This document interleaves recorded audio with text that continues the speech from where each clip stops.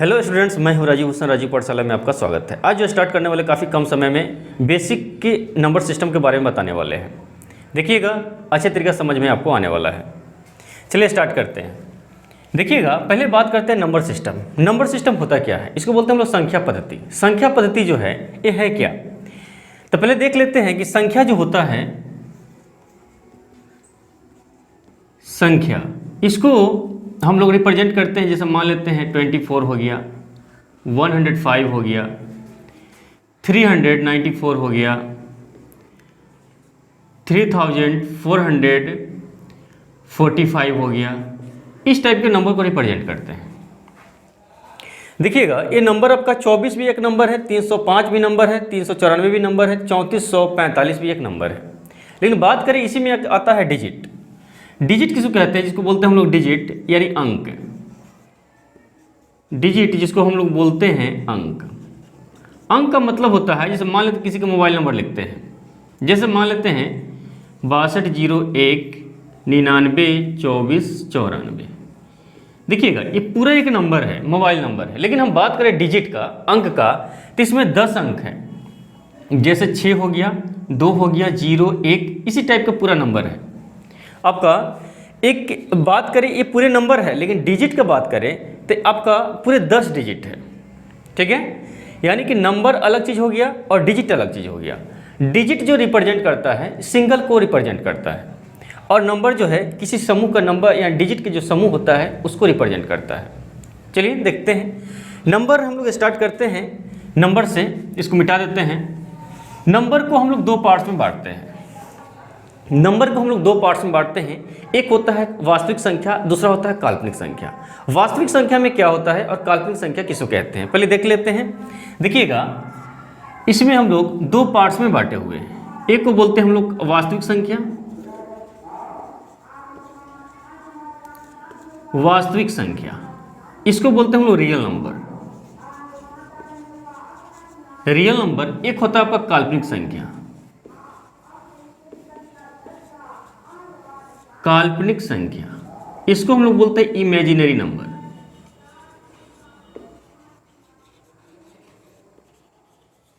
अब बात करते हैं कि वास्तविक संख्या और काल्पनिक संख्या होता क्या है। वास्तविक संख्या जो होता है, इसको जो वास्तव में होता है।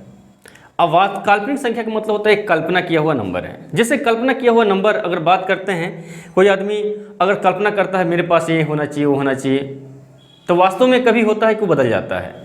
लेकिन काल्पनिक संख्या ऐसा संख्या है कि बदलता ही नहीं वास्तविक में।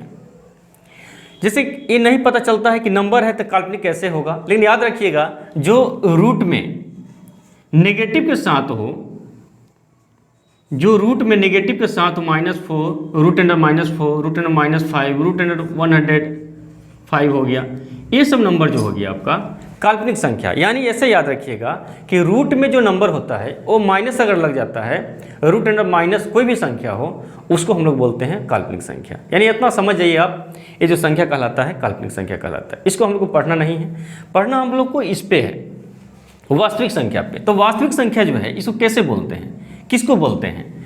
तो इसमें सारा नंबर आ जाता है। इसको छोड़ने के बाद जितना भी नंबर है सारे नंबर आ जाता है।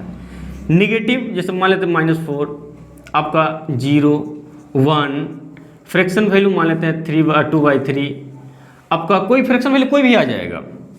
आपका मान लेते हैं ये आपका 0 हो गया, -4 200, यानी कोई भी नंबर हो गया आपका, √5 √10, ये सारा नंबर आपका वास्तविक संख्या में आ जाता है। ये आपका वर्गमूल जिसको कहते हैं, वर्गमूल निकालते हैं, जिसका वैल्यू वर्गमूल द्वारा निकाला जाता है। लेकिन इसका वैल्यू नहीं निकाल पाते हम लोग। एक वास्तव में काल्पनिक संख्या है जिसको हम लोग इंटर पढ़ते हैं। इंटर में एक चैप्टर है आपका कॉम्प्लेक्स नंबर, जो 11th क्लास में है, उसको हम लोग को पढ़ना है। उसमें थोड़ा डिटेल से रहता है, इससे डिटेल तो आपको ज़्यादा पीजी कीजिएगा उसमें मिलता है, लेकिन इस पर दिमाग नहीं लगाना है, आपको दिमाग लगाना है इस पर। तो आपका रियल नंबर इस टाइप का होता है। अब बात करते हैं कि वास्तविक संख्या जो हो गया रियल नंबर, ये कितने टाइप्स का होता है। वास्तविक संख्या भी 2 टाइप्स का होता है। चलिए बात कर लेते हैं। वास्तविक संख्या भी आपका 2 टाइप का होता है। इसको बोलते हैं एक परिमेय संख्या, परिमेय संख्या, एक होता है आपका अपरिमेय संख्या। अपरिमेय संख्या, इसको हम लोग बोलते हैं रेशनल नंबर। रेशनल नंबर, इसको हम लोग बोलते हैं इरेशनल नंबर।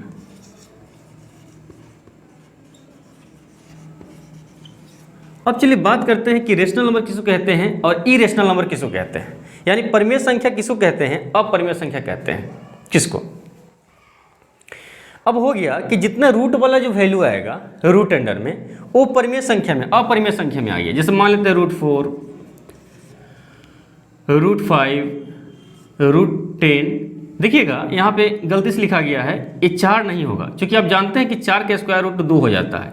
ये संख्या आपका परिमेय संख्या में आ जाएगा, अपरिमेय संख्या में नहीं आएगा। जिसका स्क्वायर रूट नहीं निकलता हो, जिसका वर्गमूल नहीं निकलता हो, वही आपका अपरिमेय संख्या आ जाएगा। इसलिए √4 नहीं होगा, आपका रूट कोई संख्या 5 हो गया, 7 हो गया। फिर आपका √9 नहीं आएगा, √9 नहीं आएगा, क्योंकि √9 का वैल्यू हो जाता है आपका 3, इसलिए √9 यहाँ पे नहीं आएगा।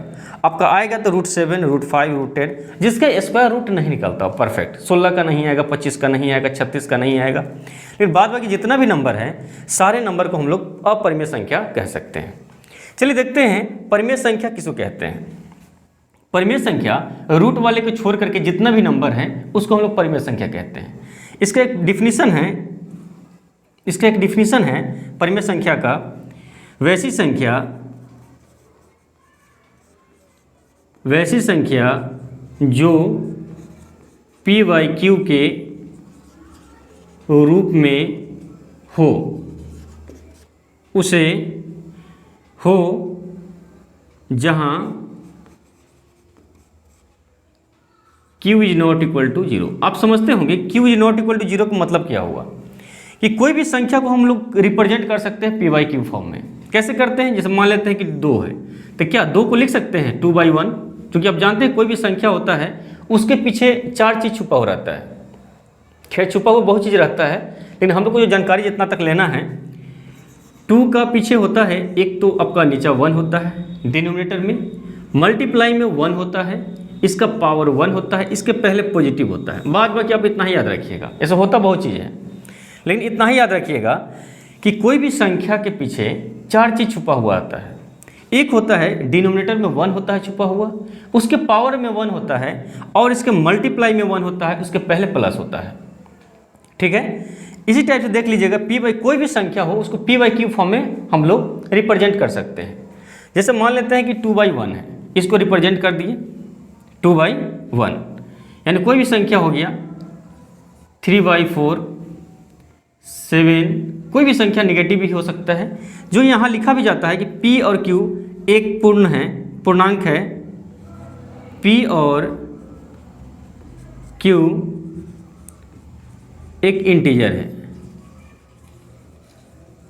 एक इंटीजर जिसको हम लोग पूर्णांक कहते हैं। ठीक है, p और q जो है एक पूर्णांक है, यानी p/q फॉर्म में बदल सकते हैं, यानी कि हम लोग 2/1, 3/4, 7 और भी संख्या हम लोग ले सकते हैं, बहुत सारा नंबर आ जाएगा। इसलिए आप इतना ही पर समझिए, क्योंकि काफ़ी शॉर्ट तरीके से हम बताने वाले, पूरे नंबर को काफ़ी अच्छे तरीके से बताने वाले हैं। परिमेय संख्या में इरेशनल नंबर आपका जान रहे हैं कि √7 है, √4 है, जो कि इसको रिप्रेजेंट हम लोग नहीं कर सकते हैं इंटीजर। देखिए यहाँ पे p और q इंटीजर होना चाहिए, जो कि यहाँ पे ऐसा वैल्यू आएगा ही नहीं, p/q फॉर्म में रिप्रेजेंट हम नहीं कर पाएंगे, क्योंकि यहाँ पे p जो है आपका इंटीजर होगा ही नहीं। इसलिए नहीं होगा क्योंकि ये वैल्यू आपका स्क्वायर रूट से निकलेगा नहीं, इसलिए आपका ये अपरिमेय संख्या में आता है। इतना याद रखिए, जो रूट में परफेक्ट वैल्यू नहीं निकलता है उसको हम लोग अपरिमेय संख्या, इरेशनल नंबर कहते हैं।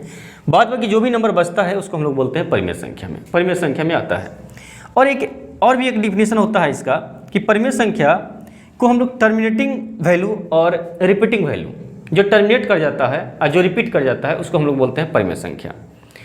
जब परिमेय संख्या आपको बताएंगे काफ़ी डिटेल से, तो उसमें काफ़ी अच्छे तरीके से बताने वाले हैं।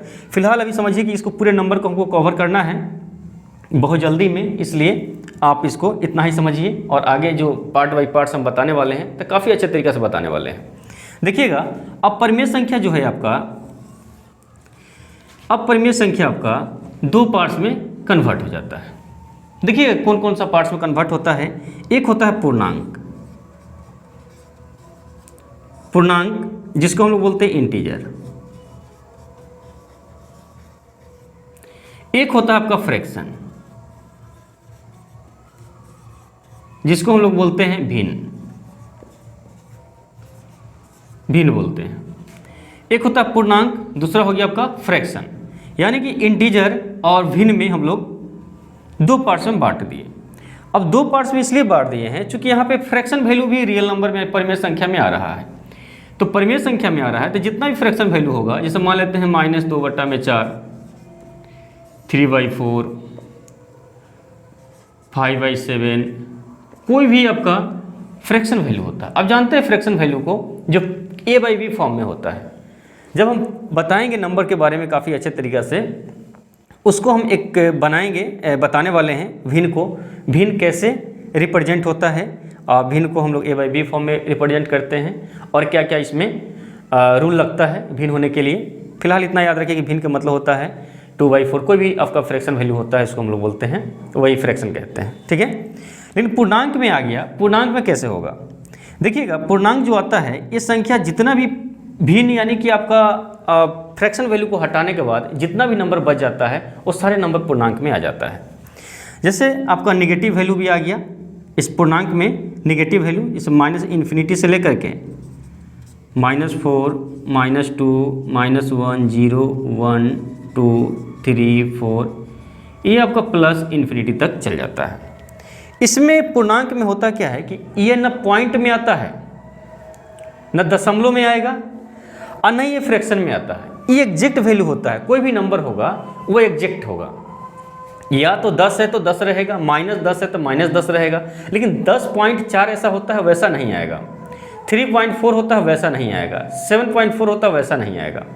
ये नंबर कभी भी आएगा तो परफेक्ट नंबर में आता है, यानी एग्जैक्ट नंबर होता है, ठीक है। पूर्णांक जो होता है आपका एग्जैक्ट नंबर होता है, जो फ्रैक्शन को बोल सकते हैं पॉइंट में कन्वर्ट कर सकते हैं, इसको पॉइंट में, फ्रैक्शन को पॉइंट में कन्वर्ट कर सकते हैं। पूर्णांक आपका हो गया -4, -2, 1, 0, 1, 2, 3, ये सबका पूर्णांक आ गया, जिसको हम लोग इंटीजर कहते हैं। अब यहाँ पे होता क्या है कि पूर्णांक जो है जिसको इंटीजर कहते हैं, ये भी इंटीजर आपका दो पार्ट्स में बढ़ता है। ये कैसे बढ़ता है? एक बढ़ जाता है आपका पूर्ण संख्या, जिसको हम लोग पॉजिटिव नंबर कहते हैं, यानी इसको बोलते हैं हम लोग धनात्मक संख्या। एक आ जाता है आपका ऋणात्मक संख्या में।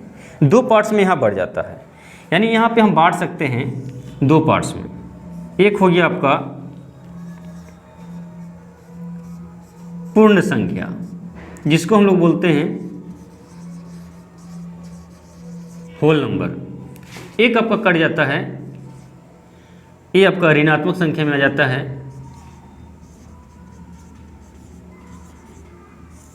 ऋणात्मक संख्या, जिसको हम लोग बोलते हैं नेगेटिव नंबर।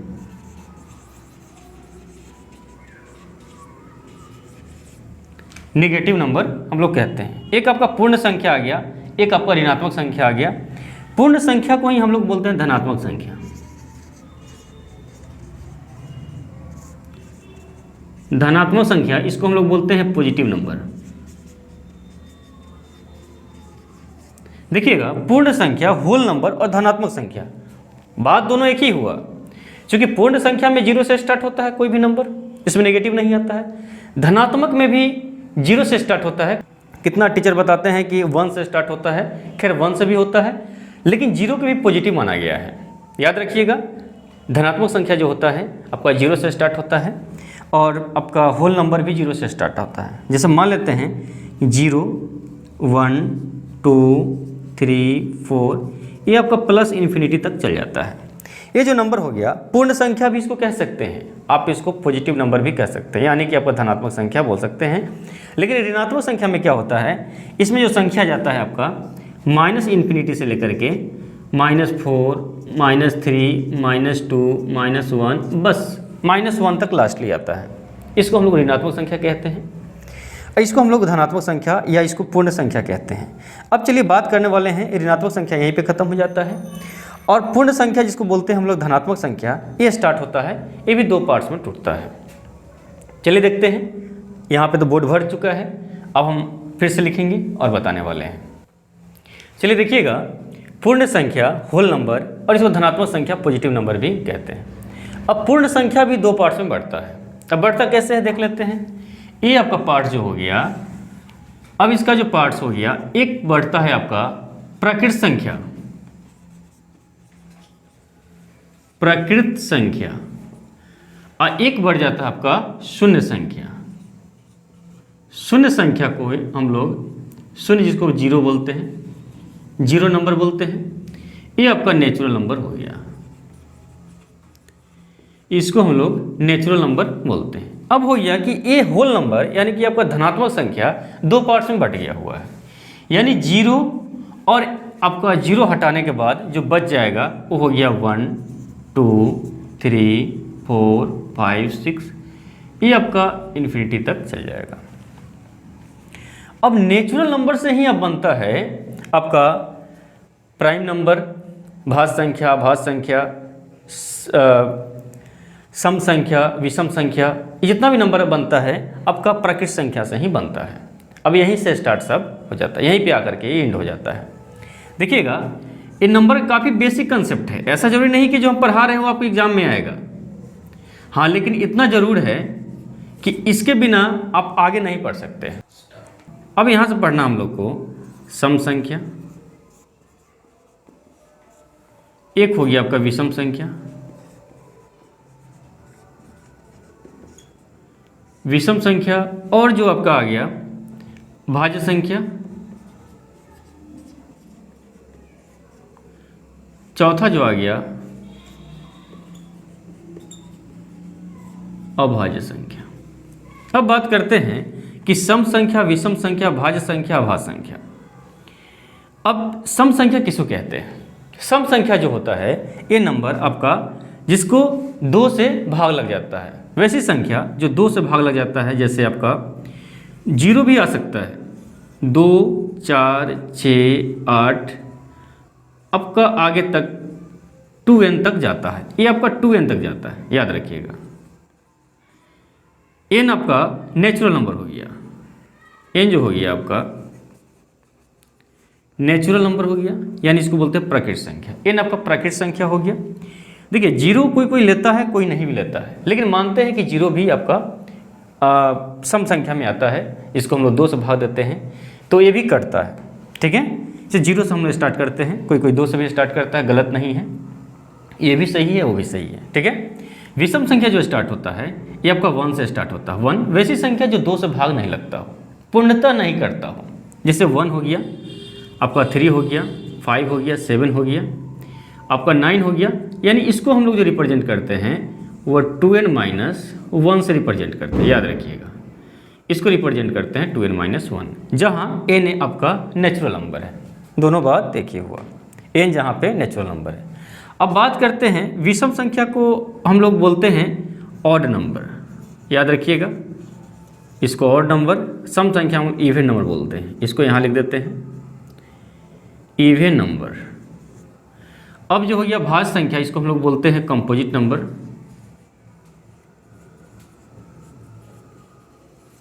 कंपोजिट नंबर इसको हम लोग बोलते हैं प्राइम नंबर, यहाँ पे लिख देते हैं इसको। अब बात करते हैं भाज्य संख्या और अभाज्य संख्या। पहले बात कर लेते हैं अभाज्य संख्या का। अभाज्य संख्या वैसी संख्या होता है जो संख्या या तो 1 से कटता हो या अपने आप से कटता हो, यानी संख्या वैसा होता है या तो 1 से कटता है और नहीं तो अपने आप से कटेगा, किसी और से नहीं कटता है वो, ठीक है। जब इसको पढ़ाएंगे तो काफ़ी अच्छे तरीके से बताने वाले हैं, लेकिन फिलहाल आप इतना याद रखिएगा कि इसका कोई फार्मूला नहीं बनता है, आपको बस डायरेक्ट याद करना पड़ता है उसको, ठीक है। याद कीजिएगा 100 तक, उसके बाद ऐसे पूछता है कि 125 तक कितना अभाज्य संख्या आता है, ये प्राइम नंबर आता है। 150 तक कितना अभाज्य संख्या आता है, 1 से लेकर के 100 तक में कितना आता है, ये सब याद करना है, इसको हम बताने वाले हैं। काफ़ी इन्फॉर्मेशन अभी छोटा सा देना था, इसलिए देखिएगा वीडियो थोड़ा सा ज़्यादा लंबा नहीं करना, हमको छोटा ही रखना है। प्राइम नंबर हो गया। प्राइम नंबर जो स्टार्ट होता है 2 से स्टार्ट होता है, 2 3 5 7 11 13, ये आपका आगे तक बढ़ता है। भाज्य संख्या में क्या आता है, वैसी संख्या जो या तो 1 से कटता हो और अपने आप से कटता हो, अदर किसी और से भी कटता हो, यानी 3 संख्या से यहाँ कटता हो, एक अपने आप से, दूसरा 1 से, और तीसरा जो हो गया वह किसी अदर नंबर से कटता हो। जैसे आपका संख्या आ गया 4 6 8 10, आगे तक जाएगा। 4 जो हो गया आपका 2 से कटता है, 1 से भी कटता है और 4 से भी कटता है, इसलिए संख्या भाज्य संख्या कंपोजिट नंबर में आ जाता है। चलिए आज इतना ही कंप्लीट करते हैं। यहाँ तक लगभग आपका बेसिक जो था नंबर सिस्टम का ये आपका कंप्लीट हो गया। ये चीज़ आपको समझ में आया होगा उम्मीद करते हैं। आज के लिए इतना ही। जय हिंद, जय भारत।